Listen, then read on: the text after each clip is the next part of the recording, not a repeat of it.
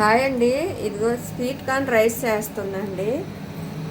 ముందుగా కడాయి పెట్టేసి ఆవాలు జీలకర్ర సాజీర వేసానండి. ఉల్లిపాయలు పచ్చిమిర్చి అండి, ఇవి కూడా వేసాలి. ఉల్లిపాయలు పచ్చిమిర్చి వేస్తాను, ఇవి ఆగాలండి. ఇప్పుడు కరివేపాకు వేస్తున్నాను, కొంచెం అల్లం వెల్లుల్లి పేస్ట్ వేస్తున్నానండి. అల్లం వెల్లుల్లి పేస్ట్ కొంచెం,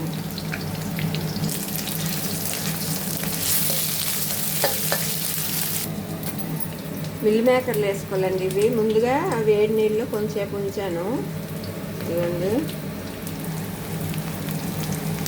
స్వీట్ కార్న్ వేస్తున్నా. మిల్ మేకర్లు వేస్తాను, స్వీట్ కార్న్ వేస్తానండి.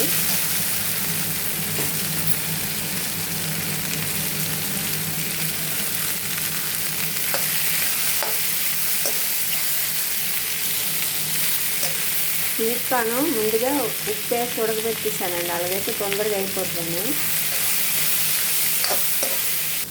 కొంచెం పసుపు వేస్తాను,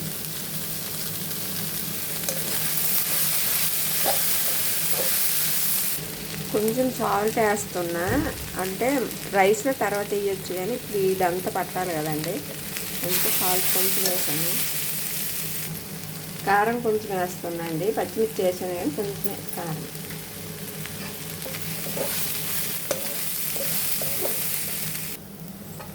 ఇదిగండి, ఇదంతా వేగిపోయింది. ఇప్పుడు రైస్ ముందుగా ఇదిగోండి రైస్ వండేసి పెట్టేసాను, ఈ రైస్ వేసుకోవాలి.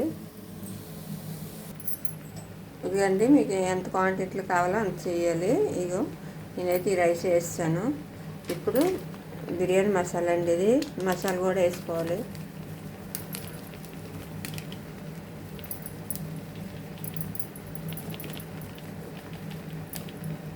రైస్కి సరిపడ సాల్ట్ అండి, ఇది కూడా వేసాలి. మొత్తం కలిసేలా కలపాలండి. ఇదండి, మొత్తం ఇట్లా ఉప్పు చూసుకొని రైస్ మొత్తం ఇట్లా కలిపేసాలండి. దీంట్లో అయితే ఉప్పు కారము అన్నీ పర్ఫెక్ట్గా సరిపోనండి. సరిపోతే మళ్ళీ వేసుకోవచ్చు. అంతేనండి, పిల్లలకి లంచ్ బాక్సులకి చాలా బాగుంటుంది. సింపుల్గా స్వీట్ కార్న్ రైస్ చేసుకోవచ్చు. ఇట్లా స్వీట్ కార్న్ తెచ్చేటప్పుడల్లా మనం ముందుగా ఎట్లా తినడానికి ఉడకబెట్టుకుంటాం కదండి, అవే రెండు తీసి గింజలు తీసి ఇట్లా చేసుకుంటే బాక్సులకు కూడా మంచిగా వస్తుందండి. పిల్లలు ఇష్టంగా తింటారు.